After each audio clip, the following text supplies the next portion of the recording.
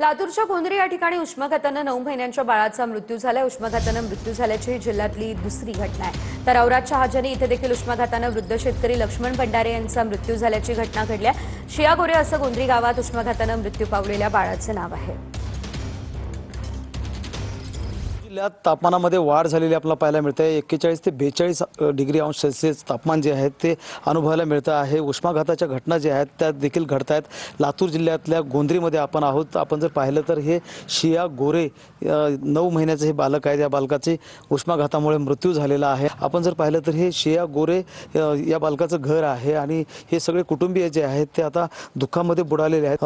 घरावर पत्रे आहेत आणि त्यामुळे उष्णता वाढलेली होती आणि दुपारच्या वेळेमध्ये ही घटना जी आहे ती घडलेली आहे। आणि एकूणच जर लक्षात घेतलं तर सातत्यानं प्रशासन जे आहे ते सांगत आहे की उष्णतेपासून किंवा उन्हापासून आपण काळजी घेतली पाहिजे आणि तापमानामध्ये वाढ झालेली आहे आणि त्यामुळे उष्माघाताच्या बळी गेल्याची ही जी घटना आहे ती दुसऱ्यांदा घडते। औराद शहाजनीमध्ये एका शेतकऱ्याचा वृद्ध शेतकऱ्याचा देखील उष्माघाताने मृत्यू झालेला आहे। महेंद्र चोंदळे, TV9 मराठी।